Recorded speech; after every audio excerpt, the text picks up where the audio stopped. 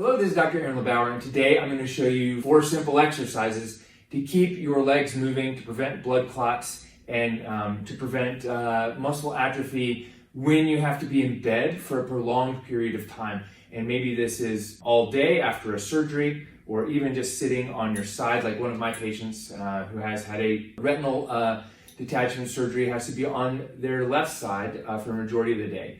So these are going to be like the 3 big exercises to prevent blood clots and to keep your legs moving and strong while staying in bed. Before we get into the video, please click the subscribe button that's down here and hit the notification bell so you get notified the next time we put up another video. Here's the thing. A lot of people after surgery are told not to move or not to exercise or not to get out of bed or to stay still, and that's like what you're supposed to be doing. And as a physical therapist and doctor of physical therapy, I know that the more you can move within the guidelines set by your surgeon or your physician, the better. So when we're in the hospital, as a physical therapist, a big part of our job is getting people moving and out of bed safely. And at home, getting in and out of your bed, if you don't feel safe, then you should probably make sure you have a physical therapist coming by your home at least once or twice a week. Check with your physician and they can get you a physical therapist to come for home health. Or just straight up call a physical therapy practice in your area and ask them if they can come to your house or if they know someone who can. There are lots of physical therapists that do home-based and mobile care. And if you're in need of someone, like even right now, before we get into this video, feel free to click on the link below and give our clinic a call. If we can't help you, we'll help you find someone who can. So here's the big problem. The longer you're in bed, the longer it takes for you to regain your strength. So let's say you are confined to a bed in the hospital or at home for a day. It's going to take about a week to regain your prior level of conditioning, strength, and energy. So if you're in bed for a week, it's going to take about like a month. Every week you're in bed, it's going to take another 4 to 6 weeks to regain your energy. So if you're confined to bed, whether it's in the hospital or at home, there's some big things you need to do. We're going to do ankle pumps, we're going to do some bicycles, and we're probably going to do maybe some bridges and some leg presses. The number one thing is these should feel good. They shouldn't feel like they hurt. They shouldn't increase your symptoms. And anytime you are able to get out of bed, so some people who have surgery in their knee or hip, depending on what's happening, can get out of bed or cannot. Some people, like with the patient that I have who has a retinal surgery, they can get out of bed 10 minutes for every hour and to go use the bathroom. So that's a great time to sit on the toilet, stand up, and do that 5 or 6 times. But when you're in bed, a couple of important things you want to do. If you're laying on your back or your feet, just every hour, 20 ankle pumps this way. Or if you have to lay on your side, all we got to do are just do some ankle pumps. And you can see hopefully you can see my feet moving back and forth. You can do them alternating. And even just for me, like I can feel my muscles working. And this is probably one of the most important ones to prevent blood clots in the legs. They can be very dangerous. So if you have red, hot, swelling, tender to the touch down in your calf area after surgery, it's important that you get in touch with your medical provider as soon as possible. And if you can't get in touch with them, call the urgent care and let them know, and they'll help screen whether you need to be seen for it's called a deep vein thrombosis, which is just a blood clot from lack of movement. In general, it happens to very few people. However, these are some of the important things you need to know. So you need to be moving your feet back and forth.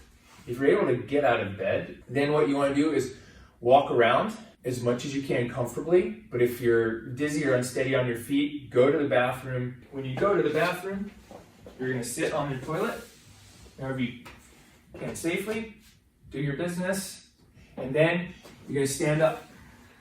And then you're going to sit down one more time, and then stand up. And if you can do this every hour, 10 times, it's going to be incredibly helpful. You can also stand on your toes and down, stand on your toes and down, stand on your toes and down. If you need to hold on to something, hold on to the handrail, the wall, something very sturdy and stable. and you can just do toe raises and sit back down in the toilet, and then get back in bed. If you are in bed and you're not able to get out to the toilet as much as you'd like, other ways you can do this is if you have a band, bands are great. You just take a band, put your foot in it, hold it, stretch it out like this. Switch feet, however long it takes, stretch it out and down.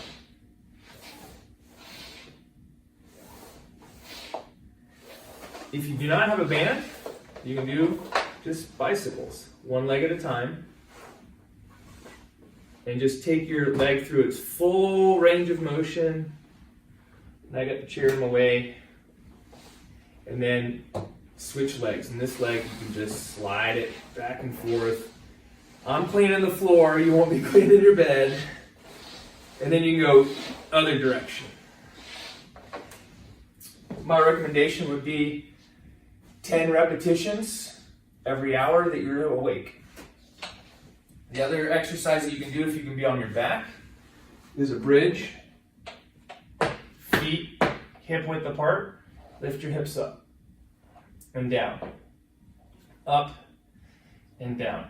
If you get cramping here, lift your toes. Same thing, up and down. Breathe out as you go up, like you're blowing through a straw. Squeeze your butt and down.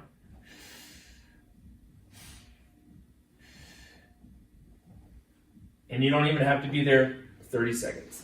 So again, my recommendation would be move as much as possible. The longer you're confined in a bed, the longer it's going to take to get back your full strength that you had prior. And while you're in bed or while you're immobile, move as much as possible.